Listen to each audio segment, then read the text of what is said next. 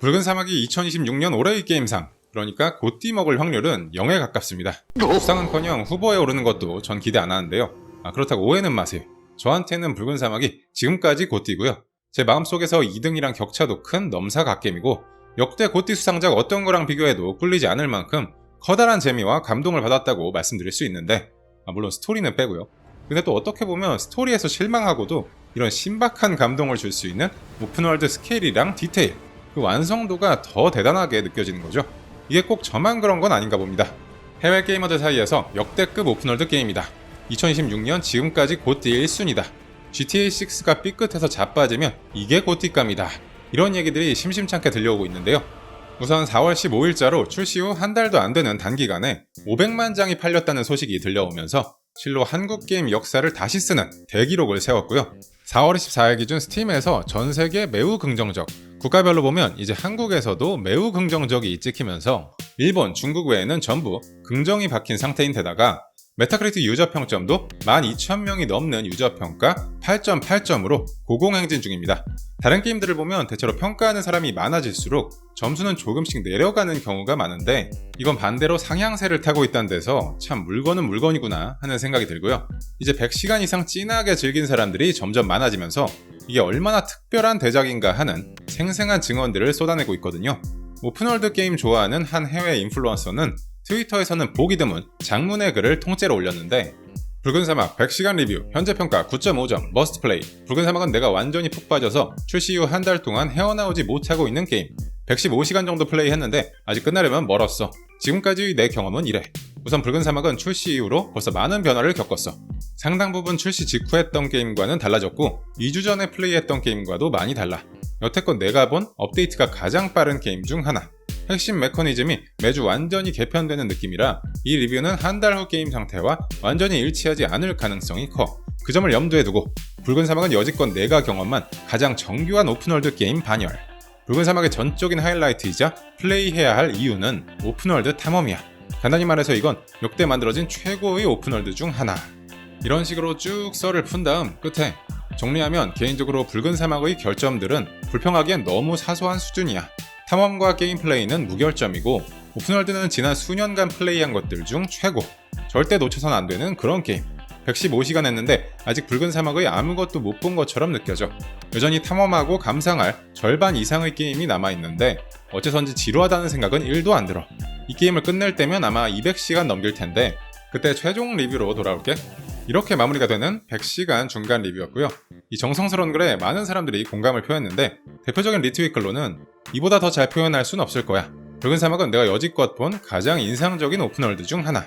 전투는 군데군데 거칠지만 연습할수록 나아지고 스토리는 그저 그렇지만 세계가 너무 역동적이고 몰입감이 있어서 상관없어. 또 새 패치 나올 때마다 조금씩 다른 게임처럼 느껴진다는 거. 이 게임을 오랫동안 플레이할 거고 어떻게 진화할지 정말 기대돼. 나도 이 말에 동의하는데 여기서 핵심은 오픈월드야. 스토리나 다른 요소가 아니라 오픈월드 상호작용. 이 세계를 탐험하다 보면 붉은 사막에서 진정으로 살아가는 듯한 느낌이 들어. 이런 반응이 하도 많아지다 보니까 자연스럽게 스물스물 기어나오는 얘기가 있습니다. 게이머들이 죽고 못 사는 그 단어죠. 붉은 사막 곧띠강 나오나 하는 주제가 게이머들 입방아에 오르내리기 시작한 건데요. 붉은 사막은 판타지 게이머를 위한 GTA다. 당대 최고의 게임 경험에 아주 가깝다. 라고 극찬했던 컨텐츠 크리에이터 파이팅 카우보이는 500만 카피 판매 글을 리트윗하면서 여전히 비평가 점수와 상관없이 이 게임이 곧띠 후보에 오를 거라는 입장을 고수해. 게임이 아직까지도 대박 잘 나가고 있잖아? 라는 말을 남겼고요. 여기에 달린 댓글로는 당신 리뷰에서 곧띠라는 말 들었을 때는 그래 아무렴 하고 가볍게 생각했는데 플레이 해보니 당신 말이 100% 맞아. 수상 후보 오를 것 같아. 이 게임 대박이고 플레이하면 할수록 더 좋아져. 리뷰 좋았어. 아주 정확해. 꼭 그래야 돼. 이 게임은 나한테 엘든링 때랑 똑같은 감정을 불러일으켰어. 그냥 새로운 기준이 세워진 것 같은 느낌이고 200시간 넘게 플레이하면서 와우라고 1000번은 말했을 거야. 물론 몇 가지 단점도 있지만 이런 스케일의 게임이라면 그 정도는 어쩔 수 없지. 이런 게 꼭 유저들이랑 컨텐츠 크리에이터 얘기만은 아닌 게 게임 미디어 기자, 평론가들 중에서도 붉은 사막을 곧띠 재질로 보는 사람들이 소수긴 하지만 존재하거든요. 붉은 사막은 역대 최악의 메타크리틱 점수로 곧띠 후보가 되는 기록을 세울 수 있다. 라는 제목의 포브스 기사고요. 구구절절 다 읽을 필요 없이 중요한 부분은 만약 평론가들이 게임에 대해 더 많은 시간을 투자하고 처음 테스트했던 버전보다 더 나은 버전을 플레이해 본다면 나는 붉은 사막이 2026년 더 게임 어워즈에서 고티 후보에 오를 가능성이 충분히 있다고 생각한다. 만약 그렇게 된다면 이는 해당 시상식 역사상 메타크리틱 점수가 가장 낮은 후보작이 될 것. 이런 내용으로 해서 지금까지 더 게임 어워즈에서 고티 후보로 지명된 게임들을 보면 메타크리틱 80점대 초반까지는 있었지만 70점대까지 내려온 적은 한 번도 없었다. 그럼에도 불구하고 난 이거 고티 비벼볼 깜냥이라고 본다. 뭐 이런 내용인데요. 여기서 한 가지 알아둬야 될 건 이 기자는 원래 처음 리뷰 때부터 붉은 사막을 크게 호평했던 1인이라는 점. 이 기사 뒷부분에도 그 얘기가 나와 있는데 나는 이 모든 문제점에도 불구하고 본질적으로 얼마나 재밌는 게임인지 따져서 9.5점을 줬다는 걸 다시 한번 자랑하고 싶다. 돌이켜보면 역대 한국 게임 중에 특수한 경우였던 배틀그라운드를 제외하고 싱글 플레이어 패키지 게임 중에 이렇게 고티급으로 여러 사람들 입에 오르내린 경우는 전무하니까 이것만으로도 참 감개무량한 일이고 저도 개인적으로는 충분히 그럴 만한 게임이라고 생각하는데 퍼스널 고티랑 실제 수상은 완전히 다른 문제이기 때문에 솔직히 이런 예측은 너무 순진하고 낙관적인 전망이라는 생각이 들어요. 그동안 더 게임 어워즈 공식 스트리밍 파트너로서 채널에서 N년차 중계하면서 너무나 잘 알고 있는 사실은 이 시상식의 수상 후보 선정 방식이 지극히 게임 미디어와 기자들 중심이라는 건데요.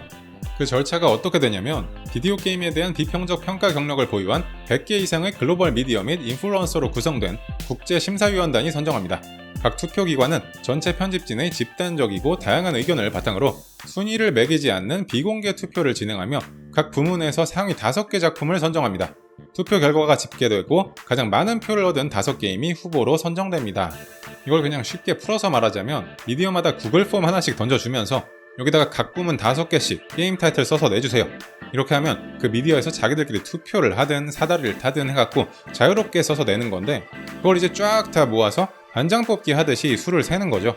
그렇게 제일 많이 이름 나온 5 타이틀이 수상 후보가 되고요. 수상작을 최종 선정하는 단계에서도 유저 투표를 하긴 하지만 이건 뭐 거의 구색만 맞추는 느낌인 게 심사위원단 투표 90%, 유저 투표 10%로 미디어 입김이 압도적으로 큰 부분이거든요. 그리고 이 국제심사위원단이라는 것도 그 면면을 보면 미국에서 24개, 영국에서 14개, 미주, 유럽까지 합치면 대충 따져도 80% 이상이 서구권 국가 미디어로 구성되어 있고요. 일본에서 5개, 중국 4개, 한국 3개 미디어가 포함되어 있죠. 이렇다 보니까 아무리 붉은 사막 재밌게 했어도 고띠 받는 그림은 저는 상상이 안 되는 거고요. 왜냐면 후보 지명의 전적인 권한을 지닌 사람들이 7.7점이라는 점수를 낸 바로 그 사람들이니까. 그럼에도 불구하고 아까 보신 몇몇 유저들처럼 아니 그 점수는 패치 전에 하고 낸 거니까 지금 다시 해보고 리리뷰하면 다를 거다 라고 보는 사람들이 있는 것 같은데 이것도 현실적으로는 좀 말이 안 되는 게 월급 받고 짜여진 일정대로 일하는 게임 기자들이 누가 따로 돈을 더 주는 것도 아닌데 출시일 지나간 게임을 굳이 다시 리뷰할 일도 없을 뿐더러 만약에 한다고 해도 달라질 건 없을 거라는 게 저 개인적으로 느끼고 있는 이 바닥 분위기거든요. 그렇게 보는 이유는 게임 내적인 거랑 외적인 거 이렇게 크게 두 가지가 있는데요. 내적으로는 아마 해보신 분들은 다들 짐작하시겠지만 붉은 사막이 스토리가 약점인 게임이라는 점. 비평가들이 게임을 작품으로서 평가하고 점수를 매길 때는 스토리는 몇 점, 조작감은 몇 점, 그래픽은 몇 점, 사운드는 몇 점 이런 식으로 요소 딱 잘라놓고 평가하는 경우가 일반적인데 붉은 사막은 비평가들이 트리플 A 게임, 특히 중세 판타지 배경일수록 중요하게 생각하는 스토리에 하자가 있어서 이 게임 소울리스다, 즉 영혼 없다는 혹평을 많이 듣고 점수가 깎였으니까요. 물론 붉은 사막의 진가는 그런 전통적인 기승전결 서사가 아니라 이 세계 구석구석 탐험하고 살아가는 경험에 있다는 거. 저처럼 북며든 사람들은 다 아는 얘기지만 암만 다른 장점이 커서 덮이는 약점이라고 해도 비평적 관점에서 고띠 노리는 게임으로서는 큰 결함이 될 수밖에 없다. 이건 저도 완전 인정. 근데 제가 볼 때 뭔가 좀 공정치 않은 것 같고 꺼림칙하게 생각하는 대목은 따로 있습니다. 한국 내에서도 게임 외적인 이유로 밑도 끝도 없이 붉은 사막을 폄하하고 게임 해보고 재밌다고 하는 사람이 있으면 득달같이 달려들어서 헐뜯고 무조건 까야 될 것 같은 분위기 조성한 일종의 바람잡이들이 있었던 것처럼 해외에서도 붉은 사막의 성공을 아니 꼽게 보는 부류가 있다는 거. 그리고 그게 그냥 재밌는 게임을 하고 싶고 순수하게 게임을 취미로 즐기는 사람들은 아니라는 게 너무 노골적으로 보이는 거죠. 붉은 사막은 대부분의 플레이어가 탐험하는데 100시간 이상이 걸릴 정도로 방대한 맵을 가지고 있지만 이제 일부 플레이어들은 오픈월드가 너무 평화로워졌다고 불평하기 시작했다. 왜냐하면 전부 다 죽여버렸기 때문에. 4월 7일자 IGN 기사 및 소셜미디어 포스팅 주제고요. 여기에 달린 댓글들을 보면 120시간 했는데 에르난데 여전히 붉은 진영이 있고 항상 뭔가와 싸우고 있다, 이 구라쟁이들아. 얘네는 붉은 사막 언급할 때마다 항상 이런 식이지. 지들이 6점 줬다 이거지. 아무도 그런 말 안 했어요. 당신이 지어낸 얘기예요. 무시. 오마이갓, 제발 이 게임에서 손 떼고 악성 기레기들은 다른 게임이나 리뷰해. 등등 유저들의 반박 댓글로 도배가 됐는데, 특이한 점은 4월 8일 게임렌트에서도 거의 복붙한 수준으로 비슷한 기사와 소셜미디어 포스팅을 게시했다는 사실. 액션 어드벤처 게임 붉은 사막의 한 플레이어가 엔드게임에 중대한 결함이 있다는 걸 발견하고 이를 다른 게이머들과 공유하기로 결정하다. 이렇게 북미의 큰 게임 미디어 둘이 수많은 유저의 게임에 대한 긍정적인 반응을 전부 무시한 채 게임을 100시간 이상 했다고 하는 한 레딧 유저가 지적한 게임 후반부 컨텐츠에 대해 아쉬운 점 하나를 꼬투리 잡고 이상하리만치 부정적인 논조로 대서특필한 건데요. 물론 여기에도 마찬가지로 이건 싱글플레이어 게임이야, 엔드게임 같은 건 없고 그냥 엔딩만 있는. 엔드게임이라니 무슨 소리야, 게임 다 했으면 그만하고 다른 거 찾아서 해. 플레이어들, 기자들이 아니고?